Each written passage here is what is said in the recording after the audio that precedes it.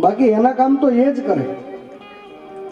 અહંકાર કોઈ દી નહીં લાવો, એવો સાત્વિક અહંકાર કે હે પરમાત્મા તારી કૃપા વડે અમારી ધન સંપત્તિ, અમારો સમય એ તારા કામમાં વપરાણો છે, અને ભગવાનની કૃપા થાય ત્યારે જ એના કાર્યમાં એનો સમય વાપરી શકીએ.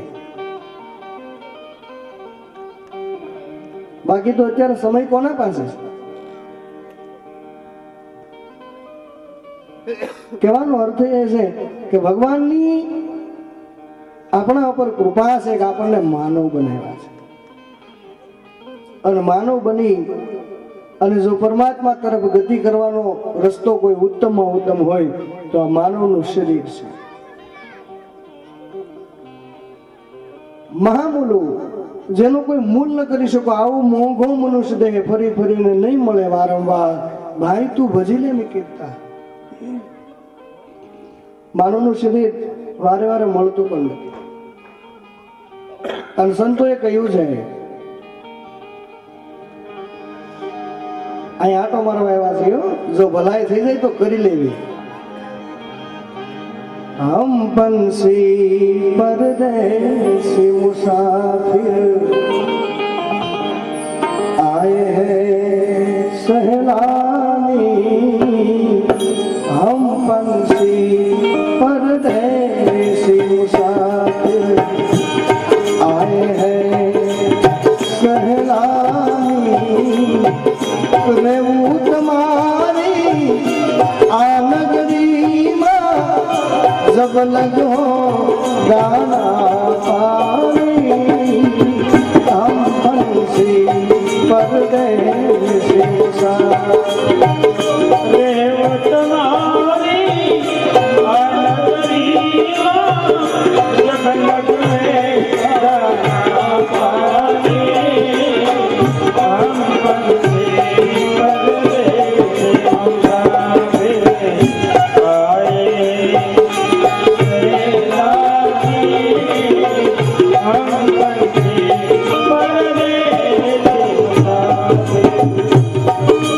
દરેક જીવાતમાં બધાએ આંટો મારવા દેવા છે. પરમાત્માની કૃપા દ્વારા માનવનું શરીર મળ્યું છે, અને વળી આપણી પાસે કઈ સર્ટિફિકેટ પણ નથી કે 70 વર્ષ સુધી જીવશું, 50 વર્ષ સુધી જીવશું. આ તો કાલે કેળું આવી જાય. ટિકિટ મળી છે પરમાત્માની કૃપા દ્વારા. જ્યાં જ્યાં જેનું સ્ટેશન આવે ને ઉતરી જવું પડે. મુંબઈ થી ગાડી નીકળે તો બધા નલિયા સુધી ન આવે. કોક ભુજ, કોક સુરત, જેની ટિકિટ પૂરી થઈને ઉતરી જાય. ટૂંકમાં આ ટિકિટ આપી છે ઓલાએ. આએ હે સહેલાની એટલે આટો મારવા આવ્યા છે. અને બગીચામાં આટો મારવા જવાય, ત્યાં ઘર નો બનાવાય. સોપાટીમાં ફરવા જાય પછી ત્યાં આપણે જીદ કરી મારે અહીં મકાન બનાવવું છે તો એ નો ચાલે ને. એમાં આ બગીચો છે પરમાત્માનો. પરમાત્માની વાડીમાં ભાત ભાતના ફૂલ, કોઈ કાળા, કોઈ કુબડા, કોઈ માણેક ઊંધા ફૂલ, આ બધા ફૂલ છે. આ બગીચો છે. પરમાત્માની કૃપા દ્વારા અહીં ફરવા આવ્યા છે સહેલાની એટલે આટો મારવા. પણ એ આટો મારતા જો કઈ ભલાઈ થઈ જાય, કોઈ સારું કાર્ય થઈ જાય તો સંતોએ કહ્યું છે આ સમય મળ્યો છે. ખેલ કર ખેલ કર ખેલ કરી લે, ખેલ હૈ સોગાની,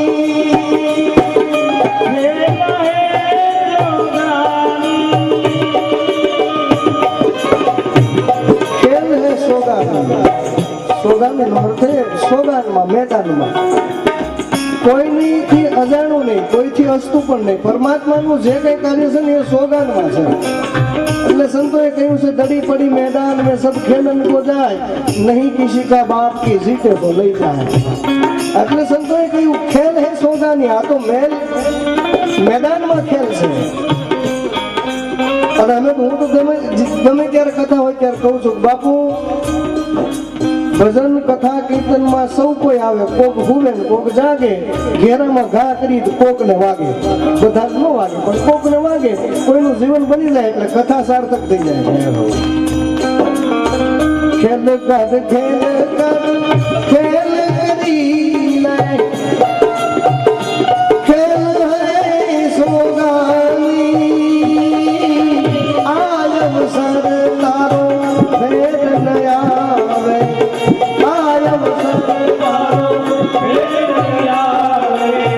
फिर मिलन को नाही हम बंसी परदेसी मुसाफिर आए हैं सहलानी मैं तुम्हारी आनंदी माँ जब लगो गाना पानी हम बंसी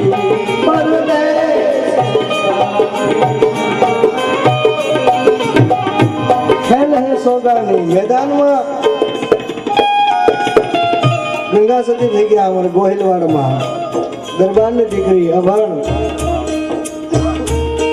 અને 52 ભજનની અંદર પાનબાઈને એને બોધ આપ્યો આજનું વિજ્ઞાન પણ તપાસ કરે કે આ કઈ તાકાત હતી કે અભણબાઈ દરબારની દીકરી જેને ઓજલ હોય ઘરની બહાર કોઈ દિવસ પગ ન મૂકેલો અને એ દીકરી ગંગા સતીને 52 ભજન જ્યાં સંતવાણી કીધી ને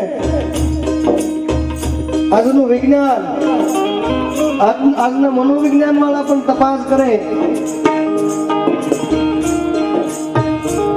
કે રણ મેદાનની અંદર કુરુક્ષેત્રના મેદાનની અંદર ભગવાન કૃષ્ણએ જે અર્જુનને ગીતાનું જ્ઞાન સંસ્કૃત ભાષામાં આપ્યું આ 52 ભજનની અંદર ગામડાની એક અભણબાઈએ 52 ભજનમાં કહી દીધું આ કઈ તાકાત આ કોઈનો ઇજારો નથી પરમાત્માનો માર્ગ એ તો બધાને માટે છે એટલે સંતોએ કીધું ખેલ હે સોગાની આ અવસર તારો ફેર ન આવે ફેર મિલન કો નહીં મનુષ્યનો અવતાર ફરી ફરી મળવાનો પણ નથી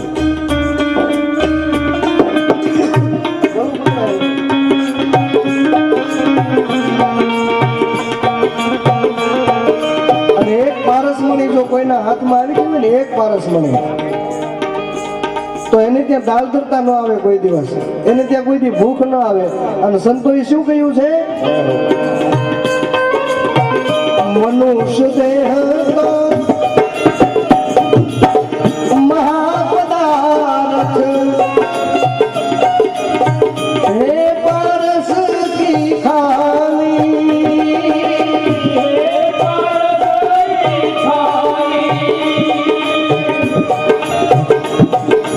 मनुष्य देह तो महापदार्थ है पारस की खानी एक पारस नहीं आखा पारस मणि खान से आ मनुष्य नो देह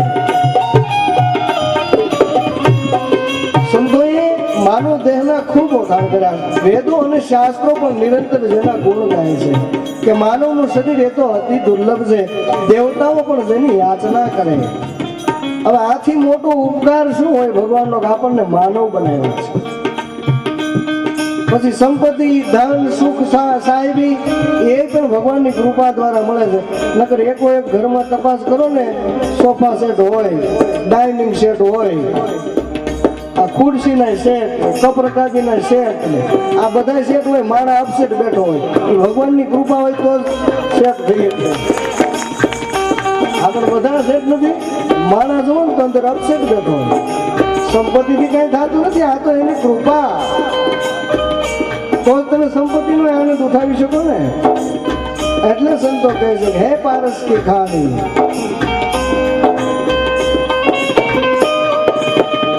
મનુષ્ય દેહ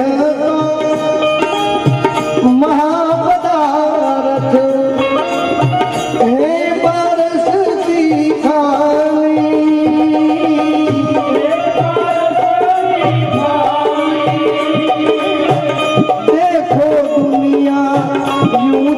जावे देखो दुनिया यूं चली जावे जैसे नदिया हम पंछी परदेसी मुसाफिर आए हैं सहलानी तुम्हारी आनगरी जब लगो गाना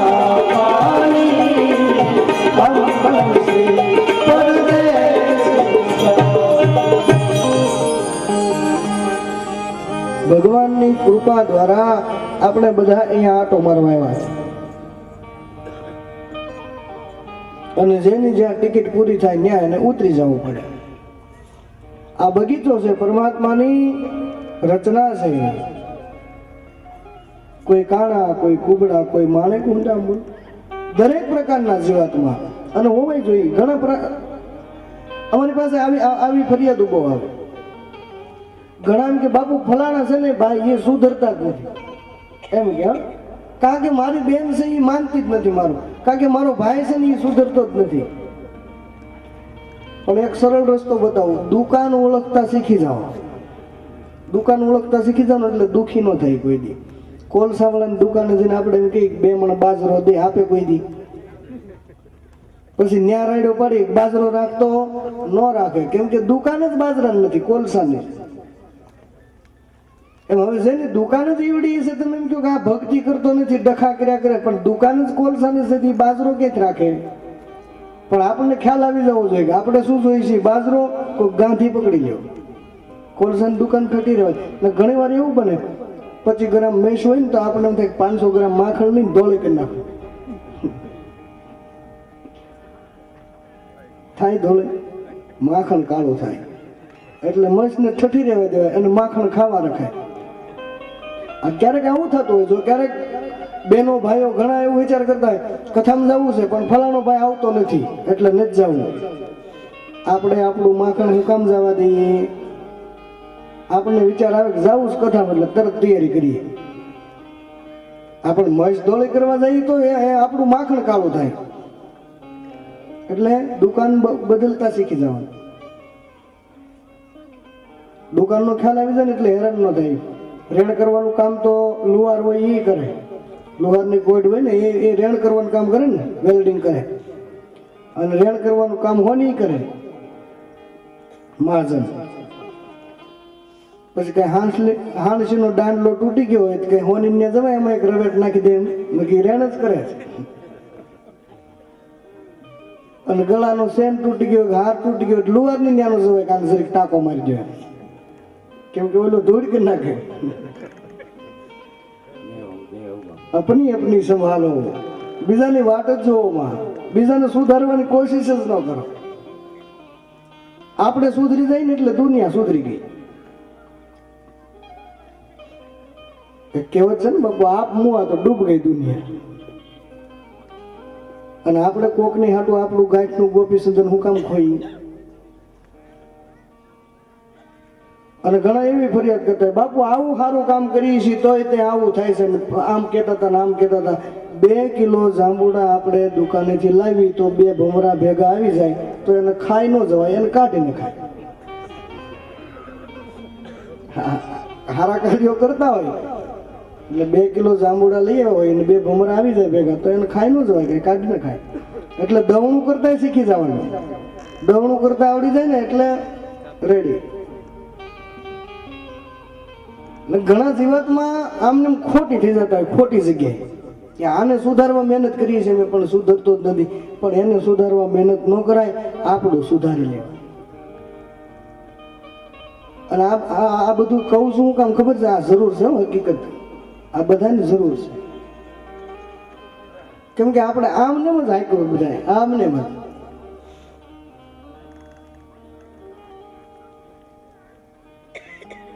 બીજા પાસે ખોટી થવાનું, ખોટી દુકાને ખોટી થવા કરતા આપણે આપણું હાચવી લઈએ ને એટલે બધું રેડી છે.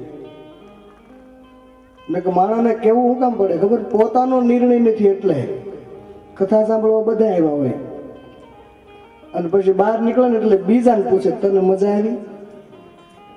ખરેખર આ તમારા અનુભવ હું કહું છું તમને. બહાર જઈને બીજાને પૂછે તને મજા આવી? અને પેલા તો એમ કે ને નહીં કાંઈ બરોબર જામતું નથી તો આમ કે નથી જામતું, એટલે એને પોતાની ખબર નથી એને હું છું છે. નિર્ણય બીજા ઉપર, બીજા શું કહે છે. 5 વ્યક્તિ એમ કે ભાઈ સારું છે તો એમ કે હા સારું છે, અને કા 5 વ્યક્તિ એમ કે નથી સારું તો આ કે નથી સારું. એને પોતાને જ ખબર જ નથી, એનો પોતાનો જ નિર્ણય જ નથી કે મને શું લાગ્યું છે. પોતપોતાનું સંભાળતા થઈ જાવ. આપણને કેવું લાગે છે એટલે દુઃખી ન થાય કોઈ દિવસ. કહેવાનો અર્થ એ છે કે આવું સરસ માનવનું શરીર ભગવાને આપ્યું છે, અનન્ય કૃપા છે એની. અને માનવનું શરીર મળ્યા પછી આ 9 દિવસ જે આપણને સત્સંગનો લાભ આપ્યો છે, પરમાત્માના ગુણ ગાવાનો જે એને આપણને અવસર આપ્યો છે ને, આ એની બીજી કૃપા છે. કેમ કે બિનુ હરિકૃપા મિલે ન સત્સંગા, પરમાત્માની કૃપા ન થાય ત્યાં સુધી સત્સંગ પણ મળતો નથી. અને કેવો સત્સંગ? એ સુખ બ્રહ્માના લોકથી અતિ ગણું રે,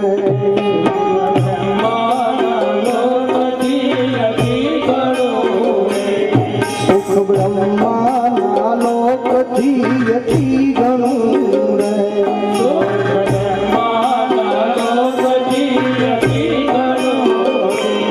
સુખ વિષ્ણુના લોકને વધી જાય સુખ, કયું નો જાય સત્સંગનું રે.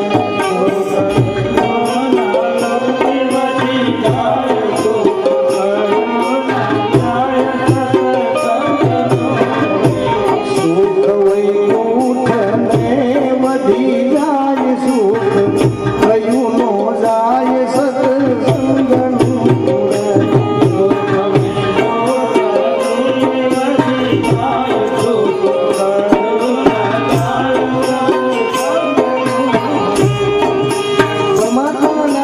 સત્સંગનું જે ફળ છે એનું કોઈ વર્ણન ન થઈ શકે. સુખ બ્રહ્માના લોકથી અતિ ગણું, સુખ વિષ્ણુના લોકને વધી જાય, સુખ કયું નું જાય સત્સંગનું. અને સત્સંગમાં જઈએ તો સંતો ચેતાવતા હોય આપણને, ચેત ચેત હીરો હાથમાંથી જાય છે,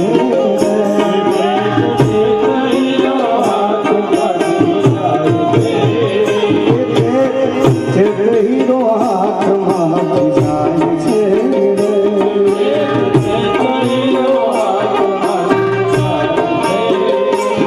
ખોયા પછી રોવાથી શું થાય છે રે,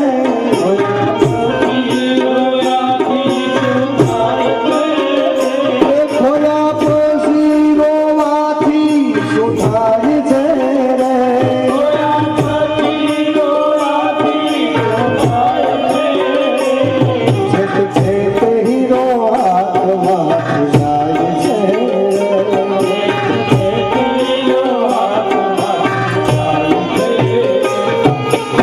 માનવનું શરીર મળ્યો ને હીરો છે, અને આ ગયા પછી પરિવાર મળવાનો નથી.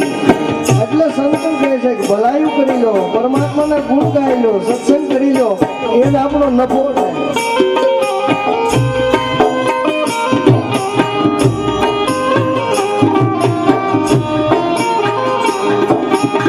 અને સત્સંગમાં, કથા કીર્તનમાં, ભજનમાં જઈએ એટલે વિરોધી તો થવાના જ છે. કેમ કે જેવા ઠેલી લઈને તૈયારી કરીએ ને જવાની કથામાં, તો બાજુવાળા કે હમણાં તો ભક્તિ કઈ ઉભરાઈ ગઈ છે ને, હમણાં અમારે એ બેન ભક્તાણી થઈ ગયા છે. પણ એની સામું જો જોઈશું તો આપણું માખણ કાળું થાય. એ ભક્તિ કરવી ને કરવું નહીં બને રે,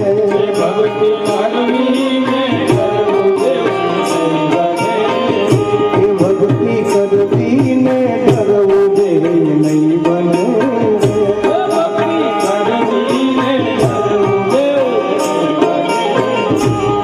આવી ફોનમાં હરી તને નહીં મળે રે,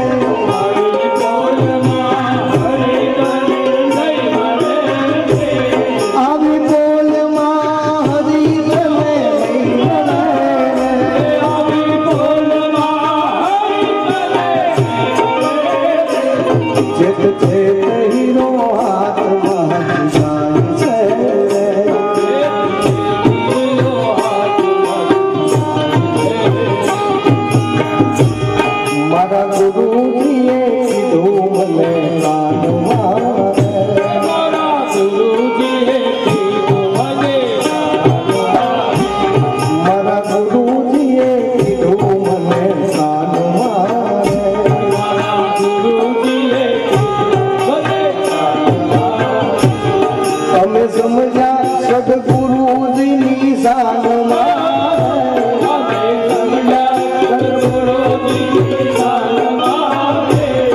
અમે સમજ્યા સદગુરુજીની શાનમાં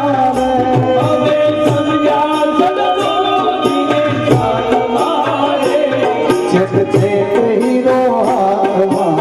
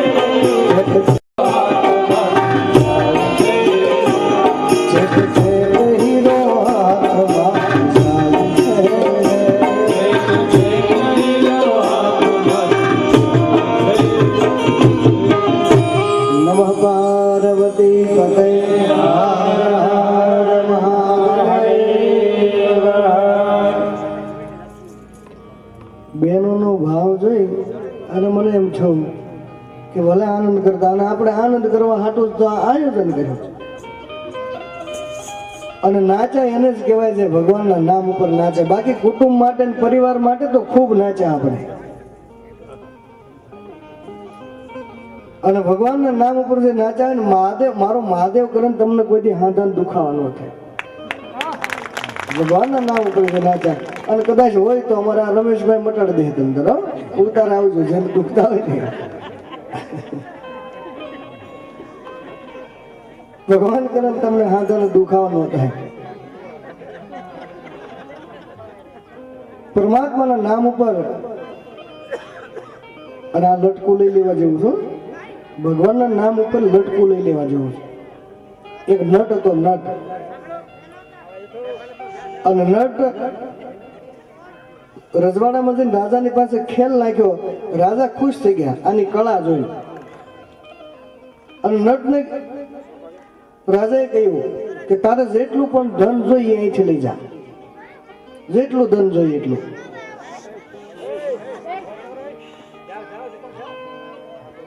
ખજાનસીને હુકમ આપ્યો કે ખજાના ખુલ્લા મૂકી દો, આ નટને જેટલું જોઈએ એટલું ધન આપો.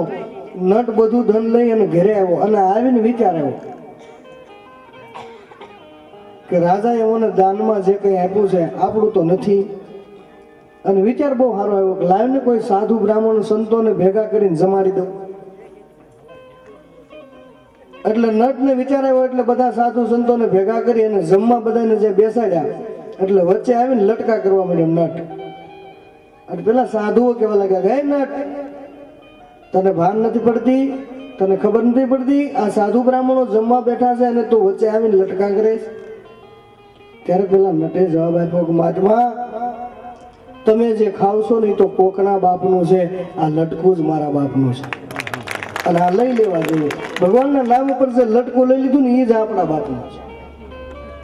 બાકી તો સંપત્તિનું નક્કી નથી કોણ વાપરશે, એ પણ તમે નક્કી ન કરી શકો.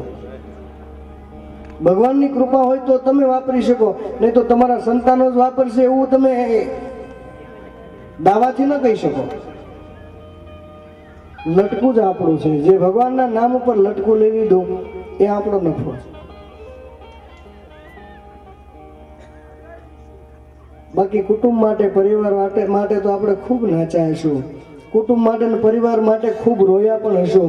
પણ જ્યારે સવારમાં જાગી અને વિચાર આવે કે હે પરમાત્મા, તારું સ્મરણ કર્યા વગર નહીં આખી રાત વહી ગઈ, અને જ્યારે આંસુડા આવે ને ત્યારે કોઈને પૂછવા જ નહીં ઊભું રહેવાનું, મોક્ષ થાય કે નહીં થાય. આપણે એમને વાટ રાખતા હોય. ઘણા આવે ને, બાપુ અમારો ઉધાર થાય, હજી વાર છે. ઉધાર એમ ન થાય, કેમ કે આગુ ના દેવા તું દઈ શક્યો નહીં, હજી ક્યાં ઉધારા કરન. સંતોએ ના પાડી. આગળનું જે ઉધાર છે એ તો આપણે સૂકવી શક્યા નથી અને હજી ઉધાર કરતા હોય. જેના રોમાંચિત ખડા થઈ જાય, જેની આંખમાં અશ્રુની ધારા પ્રગટ થાય ને, ત્યારે સમજવાનું કે આપણું કંઈક કનેક્શન જોઈન્ટ થયું છે.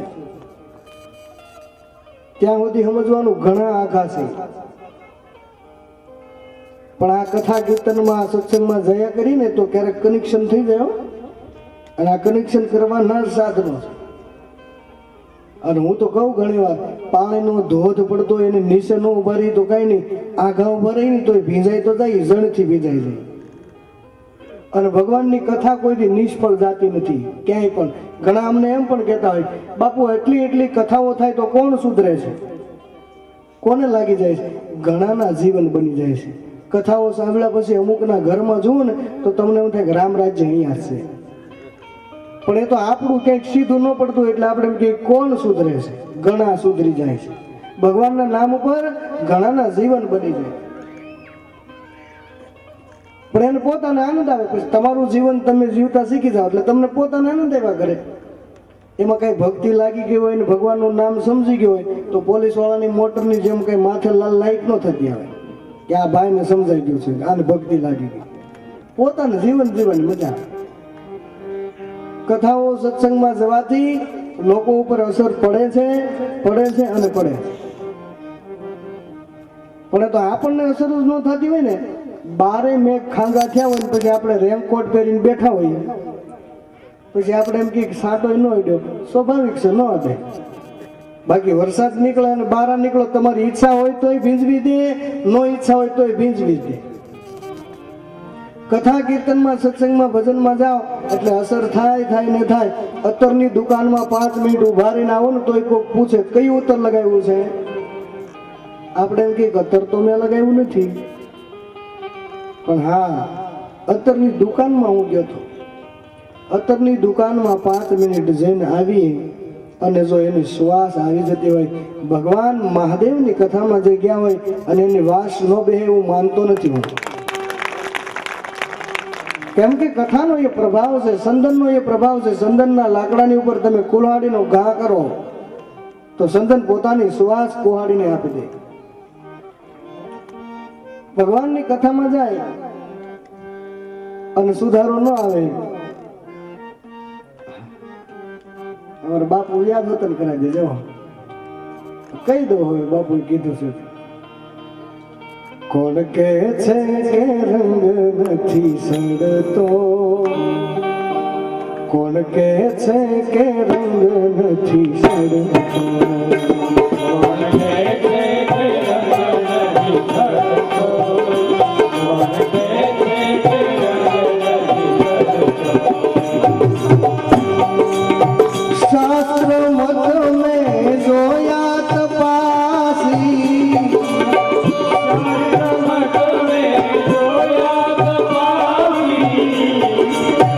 शास्त्र मत में जोया तपासी, बोला पापी ने जोयो मैं तरतो, कौन के रंग નથી સડતો, कौन के रंग નથી સડતો, ये कौन के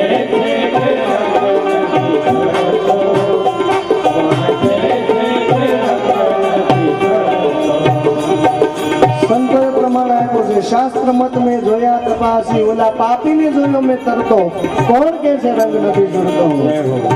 જે મહાન પાપી હતા છતાં પણ પરમાત્માના સત્સંગ દ્વારા કોઈ સંતનું મળવું થયું, કોઈ ગુરુ મળ્યા, કોઈ સાધુ મળી ગયા, તો એ જીવાત્માનો ઉદ્ધાર થયું છે, જેના પરિવર્તન થઈ ગયા છે હૃદયના. આપણે એટલા પાપી હશું પણ નહીં. કેવા કેવા પાપીઓ હતા.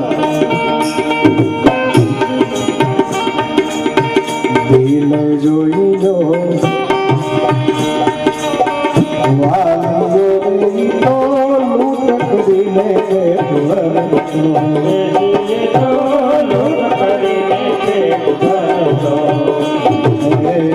દિલ જોઈ લો વાલીઓ રે તો લૂંટ કરીને ભરતો,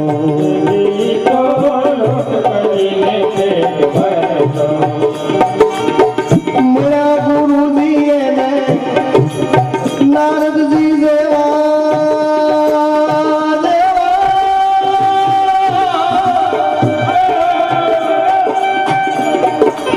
તે મળ્યા ગુરુજી એને નારદજી દેવા, ઈ તો કાયમ રામાયણ લખતો, કોણ કે છે કે રંગ નથી સડતો, કોણ કે છે કે રંગ નથી સડતો, એ કોણ કે છે કે રંગ નથી સડતો, કોણ કે છે કે રંગ નથી સડતો. શાસ્ત્ર મત મેં જોયા તપાસી, શાસ્ત્ર મત મેં જોયા તપાસી, ઓલા પાપીને જોયો મેં તરતો, કોણ કે છે કે રંગ નથી સડતો, કોણ કે છે કે રંગ નથી સડતો, અરે કોણ કે છે કે રંગ નથી સડતો, કોણ કે છે કે રંગ નથી સડતો. આગે જવાની જરૂર પણ નથી, તમારે દૂર પણ જવાની જરૂર નથી, નજીકમાં. જેસલ જોઈ લો જુલમીએ મો ચોરી કરીને પેટ ભરતો,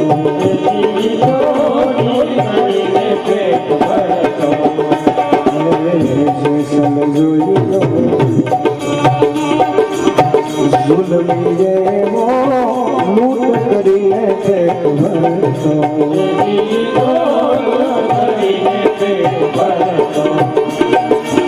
પંજા લાગી ગયા એને સતી તોરલના,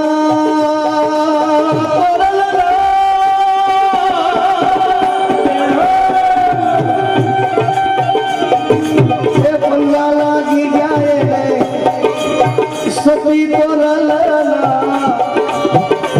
ઈ તો પલ મારે પીર થઈ ભરતો, કોણ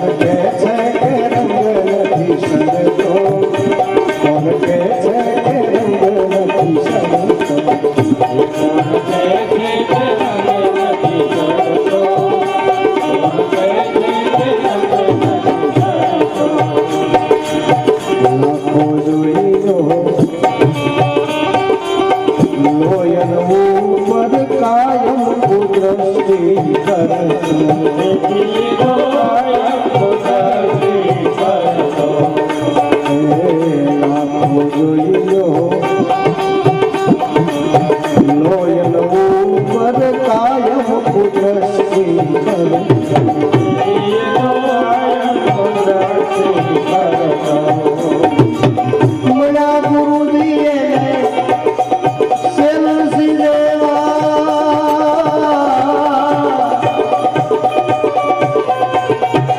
મળ્યા ગુરુજીએ એ સેલસી દેવા ઈ તો રામના નામથી તરતો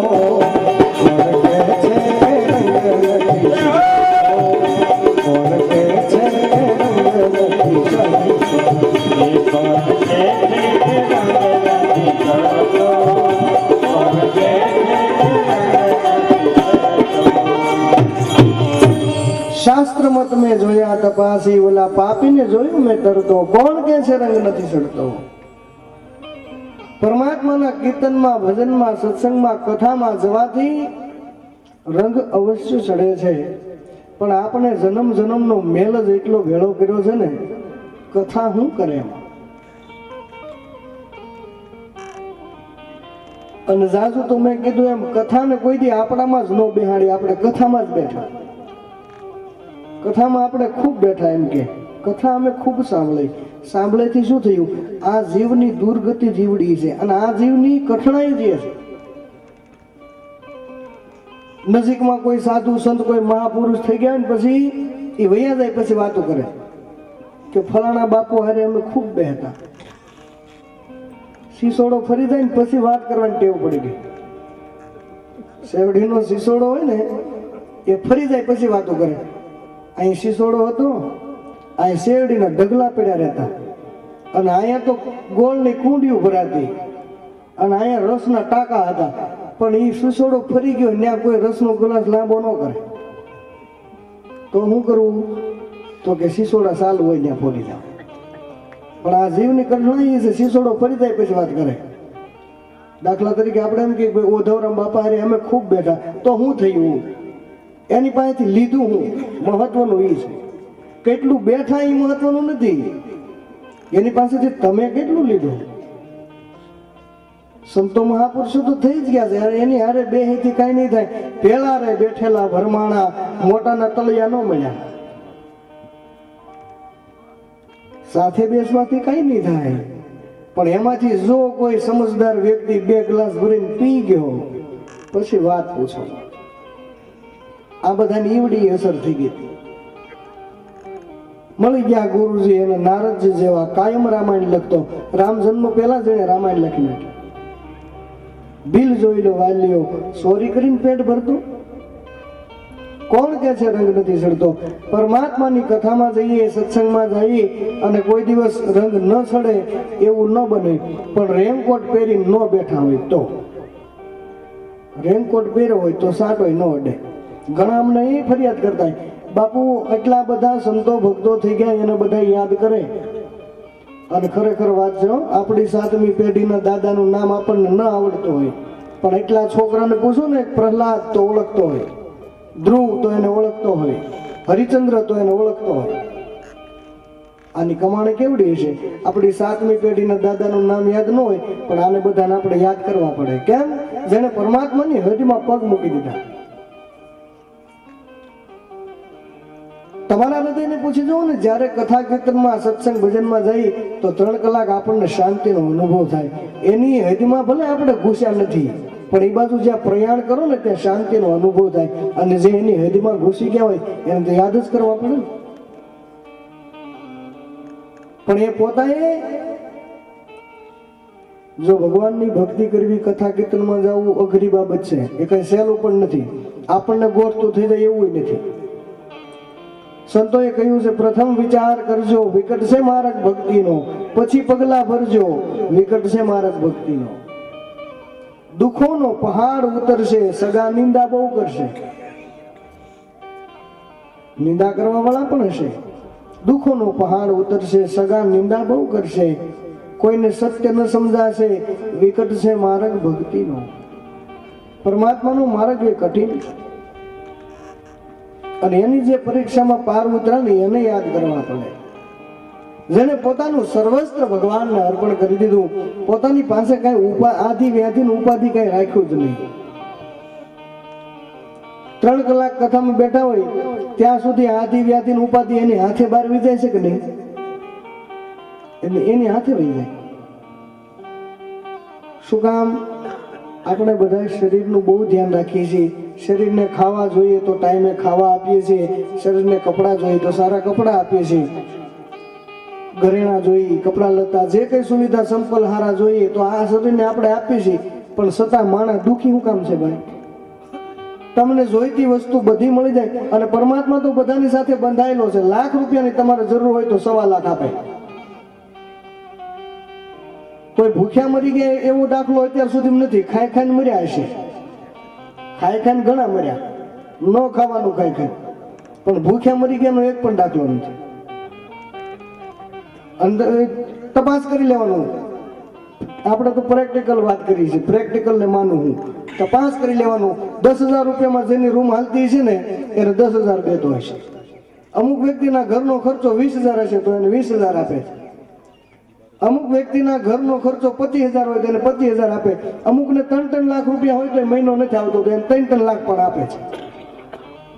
લાખની જરૂર હોય તો 1.25 લાખ ભગવાન આપે. શરીરને જોતી બધી વસ્તુ મળી જાય છતાં આ જીવ દુઃખી હું કામ છે?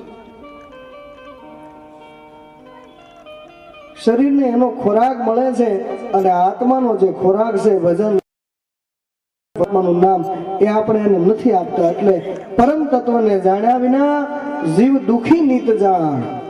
જ્યાં સુધી ઈશ્વર તત્વને ન જાણી શકે, આત્મ તત્વને ન જાણી શકે, આત્મા સો પરમાત્મા, જીવ એ શિવ, જીવ જ્યાં સુધી શિવની ગતિને ન જાણી શકે ત્યાં સુધી એ દુઃખી દુઃખી અને દુઃખી છે. નહીં તો અમારા સંતોને કહેવત ખોટી પડે, શિવ કા દાસ કદી ન ઉદાસ. મહાદેવને જે જાણી ગયો, શિવનો જે દાસ થયો એ કોઈ દિવસ ઉદાસ ન હોય. અને સંતોએ તો ત્યાં સુધી કહ્યું છે, અકાલ મૃત્યુઓ મરે જો કર્મ કરે ચંડાલ કા, કાલ ઉનકા ક્યાં કરે જો ભક્ત હોય મહાકાલ કા. મહાકાલનો જે ભક્ત હોય, કાળ પણ જેની પાસે આટો મારવા ના આવી શકે. અકાળ જેનું મૃત્યુ પણ થતું નથી કોઈ દિવસ. પણ શરીરને આપણે બહુ સુખી કરીએ.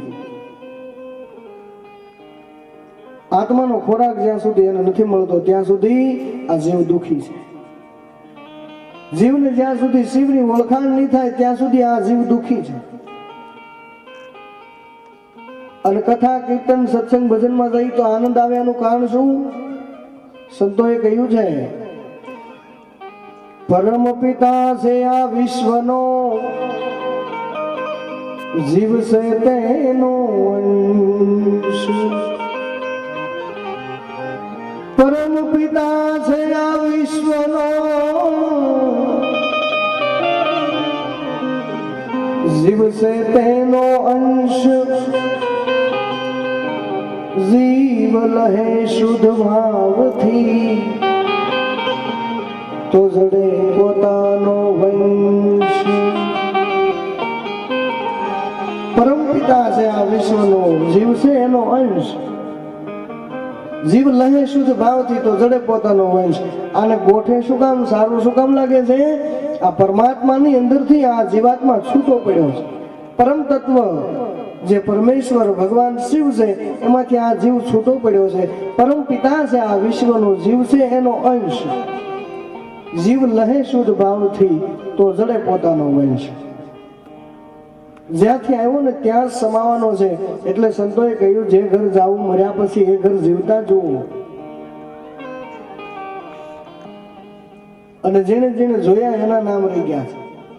જે પરમાત્માની ગતિને પામી ગયા ને એના નામ રહી ગયા. એટલે ઘણા કે બાપુ અમે ઘણા વર્ષથી કથામાં જઈએ છીએ, કીર્તનમાં જઈએ, સત્સંગમાં જઈએ, ભજનમાં જઈએ તો નરસિંહ મહેતાનું બધે નામ આવે, હરિચંદ્રનું નામ આવે, ધ્રુવ, પ્રહલાદ અને ઘણા ઘણા ભક્તો જે થઈ ગયા એ બધાના નામ આવે.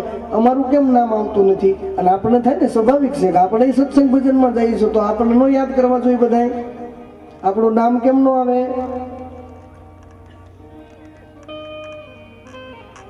પણ અમે જેમ ભાવનગરથી બસમાં આવ્યા હતા એમ એવી રીતે આપણે અહીંથી બસમાં બેસીએ, સૌરાષ્ટ્રમાં જતા હોય, ભાવનગર જતા હોય કે પછી સુરત જતા હોય, ગમે ત્યાં જતા હોય, બસમાં આપણે જતા હોય માની લ્યો, અને વચ્ચે બસ ઊંધી પડે, એમાં 2-4 મરી ગયા હોય બે ચારના હાથ પગ ભાંગી ગયા હોય, બે ચારના પેટ શેરાઈ ગયા હોય, આપણે બારીમાંથી હળવેક દઈને ગળકીને બહાર નીકળી ગયા હોય અને પછી ઊભા ઊભા જોયું હોય, પછી સવારમાં કચ્છ મિત્રમાં તપાસ કરી, આ બસમાં તમે હતા, અમારું નામ કેમ નહીં નો આવે, તને ક્યાંય લીટો નથી છો. એટલે નામ કોના આવે? જે મરી ગયા હોય એના આવે, જેના હાથ પગ ભાંગી ગયા ને એના નામ આવે. પરમાત્માના નામ પર પોતાનું સર્વસ્વ જેને કુરબાન કર્યું ને એના આવે. આપણે ક્યાંય ઉજળો ન થવા દીધો એટલે નામ આવે આપણું. ત્યાં આપણે ફરિયાદ એ કરીએ, આ બસમાં અમે છીએ, અમારું નામ. આમ જયારે ભગવાનનું નામ યાદ રહી જાય ને, મરી જાવ તોય ન બોલું, તો એ લાઈન થઈ જાય. આ કરવા હાટું આ કથા ને કીર્તન ને સત્સંગની જરૂર આના માટે છે, આ જીવને એ તરફ ગતિ આપવા માટે. અને એટલી જયારે જિજ્ઞાસા જાગે ને કે મરી જાવ તોય હવે ન ભૂલું, ત્યારે પરમાત્મા સામો છે. અને પરમાત્માએ જ કીધું છે ને, એટલે જ હું જાહેર છું, નથી કોઈથી અસતો, મળું છું હાવ મફત, પણ એટલો બધો નથી સસ્તો. ઘણા કહીને અમને બાપુ ભગવાનને ગોતવાય તો શું કરાય?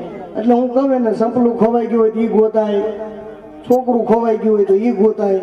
આ તો હવે બધી છે એને ક્યાં ગોતવા જાવ? સંપલું છોકરું ઈ ખોવાનું હોય તો ગોતાય. જે બધી છે દરેકની અંદર બિરાજમાન છે. અને હું તો કહું છું બધાને, જીવતા જાગતા ની અંદર પેલા ભગવાનને જોતા થઈ જાઓ, પછી બધી દેખાય. હરિવ્યાપક સર્વત્ર સમાના, પ્રેમ છે હોય પ્રગટ મેં જાના. પરમાત્મા ક્યાં નથી? સંતોએ તો કહ્યું છે ક્યાં સુધી?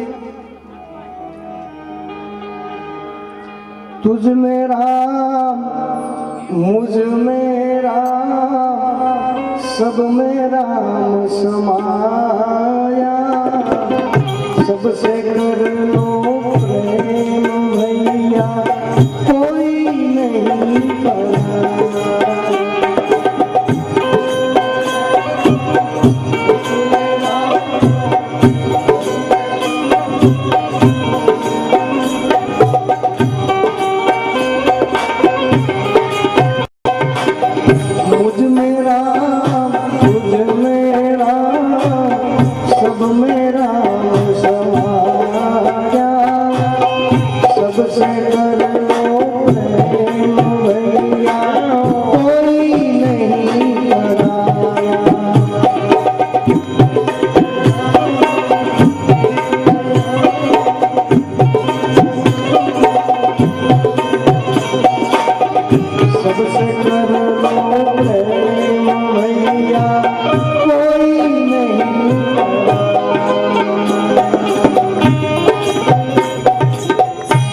परमात्मा क्या नहीं? तुझ में राम मुझ में राम सब में राम समाया, सबसे कर लो प्रेम भैया कोई नहीं पराया।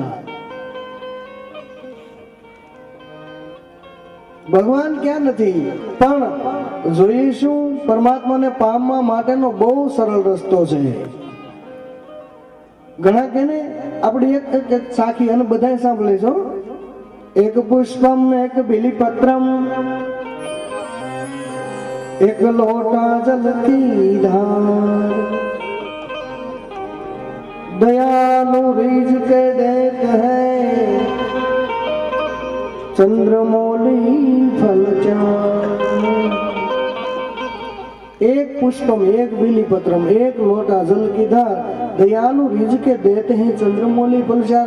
મહાદેવી કે આવા દયાળુ છે જે એક જળનો લોટો ચડાવી દે અને દયાલુ રીઝ કે દેત હે ચંદ્રમૌલી ફલસાદ. વિચાર કરો ક્યારેક, આ વિચારવા જેવી બાબત છે. હરિદ્વાર ગયા હશે અને ખ્યાલ હશે, ગંગાજીનો એટલો વેગ છે હરિદ્વારમાં કે ત્યાંથી જો સાગળ મુકાઈ ગયું હોય તો કલકત્તા ભેળા કરી દે. ગંગાજીમાંથી હરકીપીડીમાંથી જો સાગળ મુકાઈ ગઈ તો કલકત્તા નાખી દે. આવડો વેગ છે ગંગાજીનો. અને એ ભગવાન શિવના મસ્તક ઉપરથી વહે છે. પરમ પવિત્ર પરમ પાવની, ત્રણ લોકમાં જેનું મૂળ ન કરી શકાય આવી પવિત્ર ગંગા જેના મસ્તક ઉપરથી વહી જાય છે, એક લોટો જળ ચડાવી દઈ એને શું ફેર પડી જાય? મહાદેવને જેના મસ્તક ઉપરથી આવી ગંગાજી વહી જાય એના એક લોટો જળથી ફેર શું પડે? પછી આપણે એમ કહીએ હું રોજ લોટો ચડાવું છું, મહાદેવ ખુશ થઈ જાય. તમારા જળના લોટાની જરૂર નથી. જળના લોટામાં તમારો ભાવ કેટલો છે એ મહત્વનો છે. પરમાત્માને જોઈએ છે શું? પૂજા પ્રેમથી કરો, ભક્તિ ભાવથી કરો. ઘરે બેઠા બેઠા જમતા જમતા જો ભગવાનનું નામ યાદ આવી જાય ને, ભોજનમાં ભક્તિ ભળે એટલે પ્રસાદ થઈ જાય. ઘરમાં ભક્તિ ભળે એટલે ઘર મંદિર થઈ જાય. બાકી એક લોટા જળથી એને કાંઈ ફેર નથી પડતો. આપણે એમ માનતા હોય કે આપણે એક લોટો રેડી દઈએ અને એનું સારું થઈ જાય, જેની માથે ગંગાજીનો ધોધ વયો જાય. પરમાત્માને જરૂર છે તમારા પ્રેમની, તમારા ભાવની. સંતોએ કહ્યું છે ને, દેવને દીવો ધૂપ શું દેવું, એને દિલ દઈ દેવું. પૂજા પ્રેમથી, ભાવથી. પરમાત્મા પરમ તત્વ એવું અનન્ય તત્વ છે કે વેદો જેને નેતિ નેતિ કહે, જેને કોઈ જાણી શકતું નથી, છતાં પણ એ દયાળુ એવો છે કે ભક્તોને માટે. જુઓ તમે, પરમાત્માના જેટલા રામ કહો, કૃષ્ણ કહો, રામદેવજી કહો, જે પણ કહો, આ બધાના જેટલા અવતાર છે ને, એ અવતારો થયા ત્યારે કોઈ દિવસ એને પ્રકૃતિના નિયમોનું ઉલ્લંઘન નથી કર્યું. પણ ભક્તોને માટે પ્રકૃતિના નિયમ ફેરવી નાખ્યા. દ્વારકામાં જઈ કોલવા ભગતે બાપુ પગ ભાંગી નાખ્યા અને પછી ભગવાનને કીધું કે મારા ભાંગી ગયા, તારા ક્યાં ભાંગ્યા છે? દર્શન દેવાય તો અહીંયા દે, જોઈ આવજો. હજી આથમણા બારનું દ્વારકાનું દેવળ છે. ભક્તોને માટે જે નિયમો ફેરવી નાખે પ્રકૃતિના, એને તમારા પ્રેમની જરૂર છે. પૂજા પ્રેમથી કરો ગમે ત્યારે, એટલે એનું ફળ અવશ્ય મળે. ઘરમાં ભક્તિ ભળે ને એટલે ઘર મંદિર થઈ જાય. ભોજનમાં ભક્તિ ભળે એટલે ભોજન છે એ પ્રસાદ થઈ જાય. પરમાત્માને જરૂર એ છે, આપણે ક્યારેક ઘરમાં દીવો કરીને એમ સમજતા હોય કે દીવો કરીએ તો ભગવાનના ઘરમાં અજવાળું થઈ જાય. કરોડ સૂર્ય બનાવ્યા એને, કેટલા કરોડ. સંતો એની સાક્ષી પૂરે છે બાપુ. કોટી ભાન ઉગ્યા દલ ભીતરમાં, ભૂમિકા સગળી બાળી, સુન મંડળમાં મારો શ્યામ બિરાજે, ત્રિવેણીમાં લાગી મને તાળી. બેની મને ભીતર સદગુરુ મળ્યા. કોટી ભાન, કરોડ સૂર્ય, જેને કરોડ સૂર્ય બનાવ્યા છે એની ન્યા આપણે એક વાઇટ હળગાઈ દઈએ તો હું અંજવાળું થઈ જાય એના ઘરમાં. પણ પરમાત્મા એ જોવે છે કે તમારો ભાવ કેવો છે. અને તો વિજ્ઞાન પણ સ્વીકારે છે, ઘીનો દીવો તમારા ઘરમાં કરો, જેટલા વાતાવરણમાં એ ફેલાય એટલામાંથી બેક્ટેરિયા પણ ખતમ થઈ જાય, બીમારી પણ ના આવે. માણસોના હિત માટે બનાવ્યું છે. મનુષ્ય હિતને કારણે સંતોએ જે કઈ નિયમો બનાવ્યા છે ને, એ પણ માનવના હિત માટે બનાવ્યા છે. મનુષ્યને કામ લાગે એના માટે બનાવ્યા. આપણે નથી કહેતા ઘણા 11 ઉપવાસ છે, પૂર્ણિમાનો ઉપવાસ છે, બીજનો અમે ઉપવાસ કર્યો છે. ઉપવાસનો સંસ્કૃતમાં અર્થ એવો થાય, ઉપ એટલે નજીક અને વાસ એટલે રહેવું. ભગવાનની નજીક રહેવું એને ઉપવાસ કહેવાય. તો આપણે ભૂખ્યા રહીને સમજતા હોય કે અમે ઉપવાસ કરીએ છીએ. ઉપ એટલે નજીક અને વાસ એટલે રહેવું. ભગવાનની નજીક રહેવું એને ઉપવાસ કહેવાય. અને આ ઉપવાસ સંતોએ શું કામ બનાવ્યા છે કે અઠવાડિયામાં અથવા તો મહિનામાં અથવા 15 દીમાં એકાદો વાર રહે ને તો પાચન શક્તિ સારી રહે માણસની, એટલે બીમાર ઓછો પડે. સંતોએ જે નિયમો બનાવ્યા છે એ માનવ કલ્યાણ અર્થે જ બનાવ્યા. સારી અગરબત્તી આપણા મંદિરમાં આપણે સળગાવીએ, પેટાવીએ તો આપણને આનંદ આવે ને, ખુશ્બુ સારી છે, 5 મિનિટ આનંદ આપણને આવે. બાકી જેના દ્વારા બગીચા બન્યા, આ જે કઈ નજરે જોઈ છે એ બધી એની રચના છે, એને આપણે અર્પણ કરીને કરીએ શું? અર્પણ કરીને આપણે શું કરી શકીએ? અને ઘણી જગ્યાએ બાપુ આ ફરિયાદ બહુ આવે અમને, સૈયા પાર્વતીનું, વડ સાવિત્રીનું આવા વ્રત હોય ને બાપુ, પછી મહાદેવની પૂજા કરવા જાય. મહાદેવની પૂજા કરવા જાય ને, હવે પૂજા પાય રેડીમેડ થયા છે. પૂજા પાડવાની દુકાને જઈને એમ કે એક ધોતી આપો, એમ કે કેમ કે ગોરદાદાએ લખી દીધું હોય કે કાપડ જોઈશે, વસ્ત્ર સમર્પ્યામી, ભગવાનને માટે વસ્ત્ર તમારે લાવવું જોઈએ. એટલે પૂજાપા વાળાની દુકાને જઈને એમ કે ધોતી બતાવો, એટલે પેલો પૂજાપા વાળો તરત ધોતી બતાવે, આ 110 રૂપિયાની. એટલે પેલો કે આ નહીં, તો પેલો કે તો એનાથી સસ્તી, બોલે હા, એટલે તરત બીજી જ બતાવે, આ 90 રૂપિયાની. આ ધોતી 90 રૂપિયાની, એટલે વળી પાછો ના પાડે કે આ નહીં. વળી ત્રીજી બતાવે કે આ 60 રૂપિયાની, તો એમ કે હજી મોંઘી પડે. પછી દુકાન વાળો પૂછે તમારે શેમાં જોઈ છે? પૂજામાં જોઈ છે ને, એટલે એમ કે હા, તો એમ કહો ને આલ્યો 30 વાળી. અને 30 રૂપિયાની ધોતી લઈ અને પછી અર્પણ કરે ભગવાનને. એને નથી બાળ્યું. અને વ્રત હોય ને ત્યારે બહેનોને તો ખાસ કહું છું, વ્રત હોય ને ત્યારે પૂજાપાની હોપારી લાવતા જ નહીં તમે. કેમ કે પૂજાપામ જે પૂજા મૂકવાની હોપારી આવે ને આવડી આવડી આવે, જો આવડી મેં તો જોઈ છે. અને પછી ઈ હોપારી હળી ગયેલી હોપારી મૂકીને ભગવાનને કહે કે હે ભગવાન મને સારો પતિ આપજો. હળી ગયેલી હોપારી ધરે ને એને હળી ગયેલો પતિ મળે. ભગવાનની હારે બનાવટ. હું તો એમ કહું છું 5 સોપારી મૂકતા હોય ને એની જગ્યાએ 1 મૂકો, પણ એવી હૃદયમાં ભાવના હોવી જોઈએ કે મારે પરમાત્માની પૂજા કરવી છે, મારે ભગવાનની પૂજા કરવી છે. ભલે 5 સોપારી નહીં, પણ એક સરસ મજાની સુંદર સોપારી લઈ અને ભગવાનને અર્પણ કરું. આવો ભાવ કેમ નથી થતો? અને વડીલો માજી જાય ને એની ખ્યાલ છે અમને. કથામાં બાપુ કહેતા હતા એમ કે ભગવાનને રંભાફલમ સમર્પ્યામી. રંભાફળ બહુ વાલું છે ભગવાનને. રંભાફળ એટલે કેળું. તો માજી રેકડી ગોતે અને રેકડી વાળાને જઈને પછી કે ભાઈ આ કેળા કેમ આપ્યા? એટલે પેલો કે આ છે 20 રૂપિયાનું ડઝન. એ નહીં, આવડા કે 15 ડઝન. પછી છેલ્લે 10 ડઝન વાળા કેળા લઈ અને ભગવાનને અર્પણ કરે. ગળી ગયેલા કેળા, ગળી ગયા હોય, હાવ મંજીરે પોગીને ત્યાં ગળી ગયા હોય. અને પછી ન્યા ખોળો પાથરીને કે હે ભગવાન મારા દીકરાને ઘેરે દીકરો દેજો, ગળી ગયેલો આવશે. કેમ કે કેળા જ ગળી ગયેલા અર્પણ કર્યા ને આપણે. ભગવાનની સાથે બનાવટ. બોલો, એને તમારા પ્રેમની જરૂર છે. પરમાત્માને જ્યારે જાણી જશો ને ત્યારે કોઈ વસ્તુની જરૂર નહીં પડે. આ જગતની અંદર બધે પરમાત્મા મય લાગશે. અને જે કંઈ અર્પણ કરશો ને ત્યારે ભગવાનનું છે બધું આ ભાવ થઈ જશે. અને ત્યાર પછી જોજો તમે જીવન જીવવાની મજા આવશે. હવે વિચાર તો કરો તમે. નરસિંહ મહેતાએ કીધું બાપુ આપણે કાંઈ બીજી ઉપાધિ કરવી નથી કે હા બાપાનું હરાજ છે તો કે કરશે હોય. અને મહેતીજીએ કીધું ઘરેથી મહેતાજીને કે તમે ઘી લઈ આવો, બાપુજીનું શ્રાદ્ધ છે. અને મહેતાજી નીકળ્યા તપેલી લઈને હાથમાં અને ઉપાધિ સોંપી ઓલાને.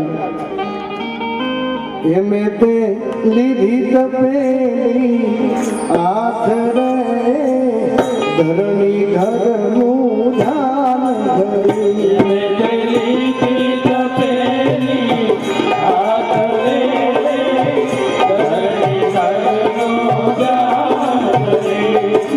ગોવિંદ ગોવિંદ ગોપાલ રે ધરણી ઘરનું ધ્યાન ધરી.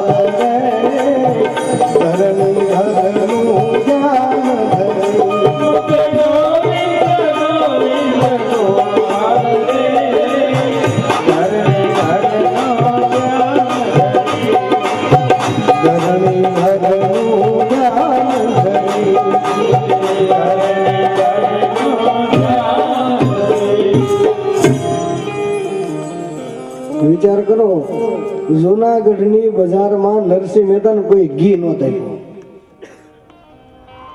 કેવી દિશા હશે. અને આપણે જો ભગવાનની કૃપા પોથી યાત્રા સવારમાં જ લઈને આવ્યા ને આપણે. વરસાદ થતો તો રૂપિયાનો બોલો, અને ઓલાને ઘી નહોતું મળ્યું. આપણી માથે કૃપા નથી, ઓલાની કેવી છે વિશેષ કૃપા. જૂનાગઢની બજારમાં ઘી નહોતું આપ્યું ભાઈ. અને આપણે એની કૃપા જુઓ, વરસાદ વરસતા વરસતા આવ્યા. લ્યો સ્વીકારશું ને એટલે દુઃખ ઓછું થઈ જશે. જીવ જ્યારે પરમાત્માનો અહેસાન સ્વીકારતો થઈ જાય ને એટલે દુઃખ બધું હળવું થઈ જાય. જ્યાં સુધી પોતાની પાસે શું નથી એનું લિસ્ટ બનાવ્યા કરશું ત્યાં સુધી દુઃખી થયા કરશું. પણ આપણી પાસે શું છે એનું લિસ્ટ બનાવવા મળે ને એટલે દુઃખ તરત વહી જાય. દુઃખ આપણે ઊભા કરીએ છીએ. પરમાત્માની તો બધાની માથે શ્રમ દ્રષ્ટિ જોઈ. અને ઘણા એમ કે બાપુ અમે ખૂબ મહેનત કરીએ છીએ ને તોય કાંઈ મળતું નથી. અને ઘણા એમ કે આ અમારી બધું મહેનતનું ફળ છે. તો એ પણ આપણો વેમ હોય. મહેનતથી બધું મળી જતું નથી. પ્રભુએ આપ્યું છે પરબારું, આપણે માની લીધું છે મારું. મહેનતથી જો બધું મળી જતું હોત ને તો પેલા મામા લોકો જે મહેનત કરે કાળા ઉનાળાના, અમારે ત્યાં સુરતમાં મુંબઈમાં ત્યાં તો એ બધા મામા લોકો આવે છે ગોધરા બાજુ, અને એ જે મહેનત કરે ને એટલી મહેનત આપણે કરતા જ નથી.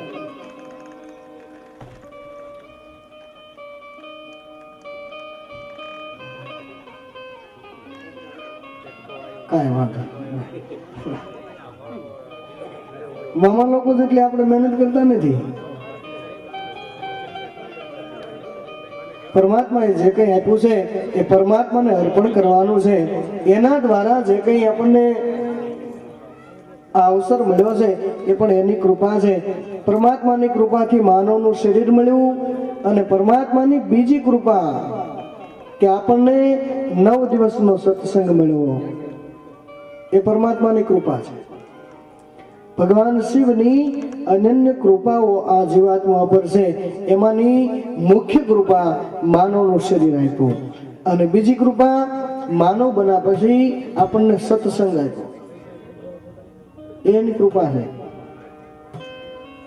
અને શિવ મહાપુરાણમાં તો ત્યાં સુધી લખ્યું છે કે પેઢીઓના પુણ્ય જ્યાં સુધી એકત્રિત ન થાય ત્યાં સુધી આખી શિવ કથા સાંભળી પણ શકાતી નથી. ભગવાન શિવની કથા જન્મ જન્માંતરના પુણ્યનો ઉદય થાય તો જ આખી સાંભળી શકાય, નહીં તો એ સાંભળી પણ શકાતી નથી. અને કથા સાંભળવાનો નિયમ પણ એવા છે, નિયમો બહુ આકરા છે, આપણે પાલન ન કરી શકીએ. નિયમો એવા છે, કથાનું જ્યારે મંગળાચરણ થાય ત્યાં પહેલા આવી જવું પડે, મંગળાચરણથી કથા સાંભળવી. નકર આપણે એક ટેવ પડી ગઈ છે, સત્યનારાયણની કથા હોય ને બાપુ એટલે ફોન કરીને પૂછે કેટલામો અધ્યાય છે. પેલા એમ કે હજી 3જો છે, તો કે હજી એકાદો જવા જો, પ્રસાદ થાય ત્યારે આવી લે બોલો. નકર કથા સાંભળવા માટે રાખી હોય તો સત્યનારાયણની કથામાં ફોન કરે હવે કેટલામાં અધ્યાય એવા,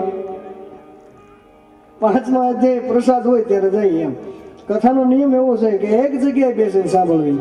પછી અનુકૂળતા ન હોય તો મંડપમાં એક જગ્યાએ, આ મંડપ એ એક જ જગ્યા કહેવાય, ગમે ત્યાં બેસી શકાય, ન તો બને ત્યાં સુધી એક જ આસન પર બેસી અને કથા સાંભળવી. અને કથા શ્રવણ કરતા દરમિયાન માણસનો આહાર શુદ્ધ હોવા જોઈએ. આહાર શુદ્ધિ, કથામાં જ્યાં સુધી જઈએ ત્યાં સુધી આહાર શુદ્ધ હોવો જોઈએ. વિહાર શુદ્ધિ, વિહાર પણ શુદ્ધ હોવો જોઈએ. જે તે જગ્યાએ જવું પણ નહીં, જે તે ખાવું પણ નહીં કથા દરમિયાન. આહાર શુદ્ધિ, વિહાર શુદ્ધિ, વિચાર શુદ્ધિ. કથા જ્યાં સુધી શ્રવણ કરતા હોય ત્યાં સુધી વિચારો પણ શુદ્ધ હોવા જોઈએ.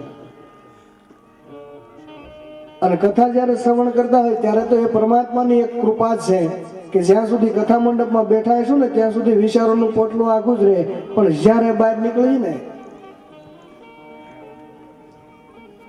ત્યારે પછી નડે. એટલે વિચાર શુદ્ધિ, વિચાર પણ શુદ્ધ હોવા જોઈએ કથા દરમિયાન. બને ત્યાં સુધી સંતો તો ત્યાં સુધી કહે છે કથા સાંભળવાનો એવો નિયમ છે કે ઉપવાસ કરવો. તો આપણે બધા ઉપવાસો તોડીએ છીએ ને બધા. ઉપવાસનો અર્થ એ થાય, ઉપ એટલે નજીક અને વાસ એટલે રહેવું, ભગવાનની નજીક રહેવું એનો ઉપવાસ કહેવાય. આપણે 9 દિવસ બધાને ઉપવાસ જ છે તમતા,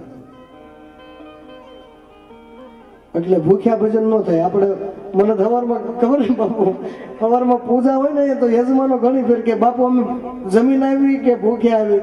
હું કહું છું ન રહી એકતા જમીન આવજો, ભૂખ્યા ભજન હું કામ કરવું. ઘણા હેરાન થતા હોય, બિચારા રહી જ ન શકતા હોય. સવારમાં નાસ્તો કરવાની આદત જ હોય અને ભૂખ્યા ભજન પૂજામાં બેસાડો ને એટલે પૂજામાં ધ્યાન ન હોય એને.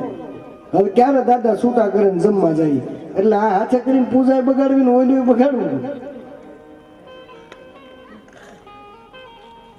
એટલે કથા દરમિયાન આહાર શુદ્ધિ, વિચાર શુદ્ધિ, વિહાર શુદ્ધિ અને વાણી પણ શુદ્ધ હોવી જોઈએ. કમસે કમ એટલો નિયમ લ્યો ને આપણે. આમ જો 9 દી પૂરતો અખતરો કરી, 9 દી સુધી આપણે એવો નિયમ લેવો, કોઈ કાંઈ પણ કે, સારા કે નરસા કે, આપણે બોલવું જ નહીં. આ 9 દી નિયમ રાખી જવો જોઈએ. જો ફાયદો થાય તો આગળ વધ્યું. પછી 9 દિવસ આવો નિયમ રાખો કે આપણે કથા જ્યાં સુધી ચાલુ છે ત્યાં સુધી કાંઈ કેવું જ નહીં. સાસુમાં કાંઈ પણ કે તો પણ કાંઈ ન કહેવું. અને દીકરીઓ નાની જે વહુ હોય એને પણ એમ ધ્યાન રાખવાનું કે સાસુમાં કાંઈ કે આપણે ન કહેવું. અને સાસુમાં એવું નિયમ લેવાનું કે વહુ ગમે એ બોલી જાય કાંઈ બોલવું નથી 9 દી. જોવો જોઈએ પ્રભાવ કેવો પડે છે. અને આપણે જો બધાને ફાયદો થાય તો એમાં આગળ હાલશું. એટલે 9 દિવસ આવડો આ નિયમ લ્યો. અને કથાનો નિયમ એવો છે, કથા શ્રવણ કરતી વખતે સતત પરમાત્માનું સ્મરણ ચાલુ રાખવું જોઈએ. તો એ કથા સાર્થક થઈ કહેવાય. કથા શ્રવણ કરતા કરતા પરમાત્માનું સ્મરણ ચાલુ હોવું જોઈએ. જેને તમે, હું તો એમ છૂટ આપું છું, તમે જેને માનતા હોય રામ કયો, કૃષ્ણ કયો, રામદેવજી કયો, શિવ કયો, જેને માનતા હોય ને, પણ તમારા ઈષ્ટદેવનું સ્મરણ ચાલુ રાખો. કથાનો આ નિયમ છે. કથા સાંભળતા સાંભળતા કાંઈ ન આવડે તો ઓમ નમઃ શિવાય એ મહામંત્ર છે. મહાદેવના મુખમાંથી જે ઓમકારની ઉત્પત્તિ થઈ, ઓમ નમઃ શિવાય પંચાક્ષર મંત્રનો જે જાપ કરે, શિવને ખૂબ પ્રિય લાગે. કથા જ્યાં સુધી ચાલુ હોય, કથા શ્રવણ જ્યાં સુધી કરતા હોય ત્યાં સુધી બીજા કઈ વિચાર ન કરતા મહાદેવનું સ્મરણ કરવું. એટલે એક આપણું તપ કહેવાય. અને આવી રીતે કથામાં આપણે બેસવું એવું નહીં, કથા આપણામાં બેસે એનું ધ્યાન રાખવાનું. કથામાં જ ધ્યાન દેવું છે. અને પછી 9 દિવસ પછી કથા સાંભળ્યા પછી, કથા આપણામાં ઉતાર્યા પછી જો કોઈ એમ કહે ને કે બાપુ અમને ફાયદો નથી, તો હું કથા વાંચવાનું બંધ કરી દઈશ. કથા તમારામાં બેસાડો. ઘણા કહે ને કથાથી બાપુ મુક્તિ થાય. હા, કથા જન્મ જન્માંતરનો થાક ઉતારે એને જ કથા કહેવાય. કથામાં જ મોક્ષ થાય, કથાથી જ મુક્તિ મળે. કથા ગમે તે હોય મોક્ષદાયીની છે. અને હું તો એમ કહું છું કે મર્યા પછી શ્રીફળમાં વાહડામાં બેહીને સાંભળવી કરતા જીવતા હું કામ ન સાંભળી લઈએ ભાઈ. શ્રીફળમાં બેહીને વાહડામાં બેહીને સાંભળવી, જીવતા ન સાંભળી લઈએ. પરમાત્માએ આપણને જે અવસર આપ્યો છે, 7 દિવસ આનંદ કરી લેવો છો આપણે બધાય મળે. હું તમારી ભેળો, આપણે બધાય આનંદ કરી લેવો, કેમ કે એ જ આપણો નફો છે. સવારમાં રોજે 9 વાગે આપણે કથા પ્રારંભ થશે. બપોર પછી 2:30 થી 5 વાગ્યાનો સમય આપણે એટલા માટે રાખ્યો છે, બહારથી જે કોઈ આવતા હોય એને વાહન મળી રહે અને ટાઈમે પોતાના ઘરે પહોંચી શકે. એટલે સાંજે 5 વાગ્યાનો ટાઈમ છે. સાંજે કથા વિરામનો સમય 5 વાગ્યાનો, સવારે 9 થી 12 અને બપોર પછી 2:30 થી 5 આ આપણો કથાનો સમય છે. યાદ રાખજો. અને અડોશી પડોશીને પણ વાત કરવાની. કથામાં જવાનું પુણ્ય તો મળે છે, પણ કોઈને સાથે લાવ્યા હોય અને કદાચ એના જીવનમાં કંઈક ભગવાનની કૃપા થાય અને જીવનમાં કંઈ પરિવર્તન આવે તો એનો જશ પણ આપણને મળે. અને પરમાત્માની કથા તો એવી છે, હું તો દર કથામાં કહું છું, ઓર જ્ઞાન સબ જ્ઞાનડી બ્રહ્મ જ્ઞાન સો જ્ઞાન જાકા ગોળા તોપ કા જા હાલે ને કરે મેદાન. આ તો મહાદેવની કથા. 3 વર્ષ સુધી ખડી થોડું ઉગે, તોપનો ગોળો. સન્માન સાધુનું સન્માન ન હોય, સાધુના આશીર્વાદ લેવાના હોય. અરવિંદભાઈ એને સાલ ઓઢાડી અને બાપુના આશીર્વાદ લે. ગણપતિ મહાદેવ કી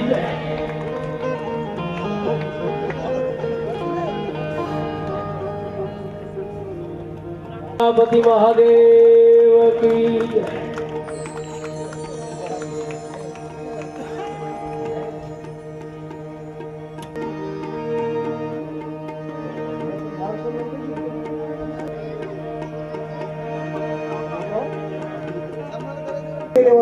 અમારી બાજુમાં સાધુ રહે છે ને અમે જયારે જોઈએ ત્યારે મળી જાય. જયારે ખરેખર જરૂર હોય ને ત્યારે સાધુ નથી મળતા. પરમાત્માની જો કૃપા ન હોય ને તો સાધુ ગોત્યા ન જાય. પરમાત્માની કૃપા છે. આ તો ત્રીજી કૃપા થઈ ગઈ. એક ભગવાનની કૃપા આપણને માનવ બનાવ્યા, ભગવાનની બીજી કૃપા કે આપણને 9 દિવસ સત્સંગનો લાભ આપ્યો, અને આ ભગવાનની ત્રીજી કૃપા સાધુના અને સંતોના આપણને દર્શનનો લાભ મળે. અને હજી ઘણા ઘણા સાધુ સંતો આપણને દર્શન દેવા આવવાના, નકર સાધુના દર્શન કરવા આપણે જવું પડે. પણ આ ભગવાનની કથાનું આ ફળ છે કે સંતો આપણને સામે ચાલીને દર્શન દેવા આવે.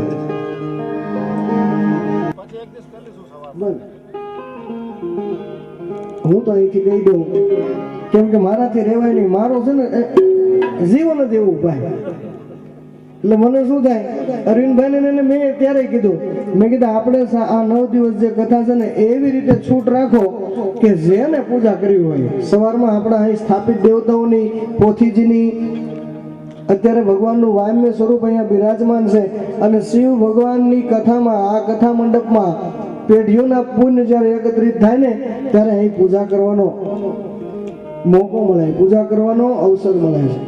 એટલે પોથીજીની પૂજા અને છતાં મેં કીધું કે જે યજમાનો પૂજામાં બેસે એને યજ્ઞમાં પણ 5-5 આહુતિ હું અપાવીશ. ભલે આપતા આનંદ કરો, પરમાત્માનું નામ લ્યો, સ્મરણ કરો. આ અવસર આપણો છે. આ કથાનું કોઈનું પ્રાઇવેટ આયોજન નથી, ના તો શંકરગીરી બાપુનું, ના તો અરવિંદભાઈનું. કથા મહાદેવની છે અને આપણી બધાની છે. અને આ કથાને આપણે બધાએ સાર્થક કરવાની, બધાએ મળી. એટલે કોઈ એવું વિચારતા નહીં કથા શંકરગીરી બાપુએ કરી છે, અરવિંદભાઈ કરી. કથા આપણે બધાએ કરી છે. અને તમે તમારે બિંદાસ તમારા સગાવાલાને પણ ફોન કરી શકો કે અમે કથાનું આયોજન કર્યું છે અહીંયા. અને પોથીજીની પૂજા કરવામાં આવશે અને યજ્ઞ પણ અહીં કરાવવામાં આવશે. જેને યજ્ઞમાં બેસવું હોય, પૂજામાં બેસવાની ઈચ્છા હોય, એને પૂજાપો પણ લાવવાનું નથી, એ અહીંથી આપશો. અરવિંદભાઈને એ મેં કીધું હતું, પૂજાપો અહીંથી આપો, બસ પૂજા કરો. આપણે કઈ દુકાન નથી માંડવી. આ તમને કહી દઉં, દુકાન નહીં, મહાદેવની પૂજા પ્રેમથી કરો. જેને પણ ભાવના હોય એ પૂજા કરો. પૂજા પણ અહીંથી આપશે. નિયમ કરી નાખશું કે 251 કે 151 કે 501 જે કઈ જોડી દીઠ જે કઈ રાખવું હોય એ અરવિંદભાઈ બધા મળી સાંભળવા આવીએ છીએ. બાપુનું અને આપણું બધાનું આયોજન છે એને આપણે બધાએ મળી પૂરું કરવાનું છે. આપણે કહીને 1000 રાત વાળો પૂરું કરે, 500 માણસો ભેગા થાય એટલે 1000 રાત થઈ જાય. આને 1000 રાત કીધા. ભગવાનની કૃપા થાય અને 1000 રાત ત્યારે જ ભેગા થાય, 500 માણસો ભેગા થાય એટલે ભગવાનનું કાર્ય થઈ જાય. એટલે આપણું બધાનું કાર્ય છે. સવારમાં જેને પૂજામાં બેસવું હોય એ બધા બેસી શકે, ગમે તે ગામના હોય, ગમે ત્યાંના હોય, પૂજાનો લાભ બધા લ્યો. પ્રેમ પૂજન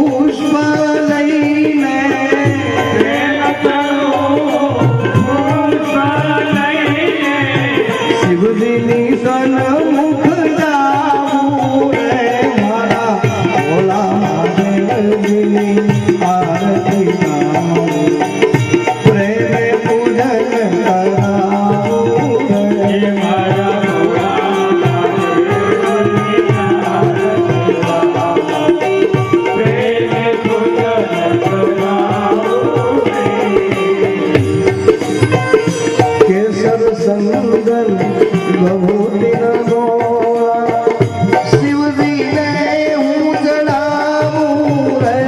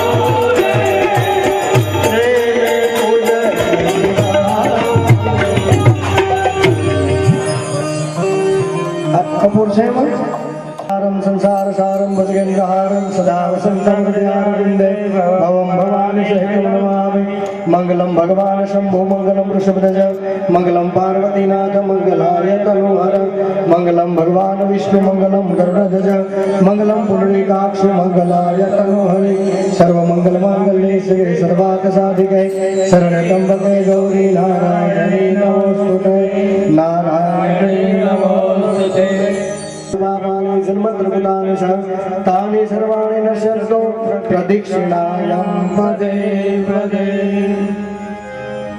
धूप आपजो ओम गुरु महाराज धूप क्या दीप क्या देव क्या पूजा अलग निरंजन और न दूजा काने कुंडल गले हार सब देवस को नमस्कार नमस्करोमि देवाभिवंदनं समर्पयामि आत्मभिवंदनं समर्पयामि तमे आरती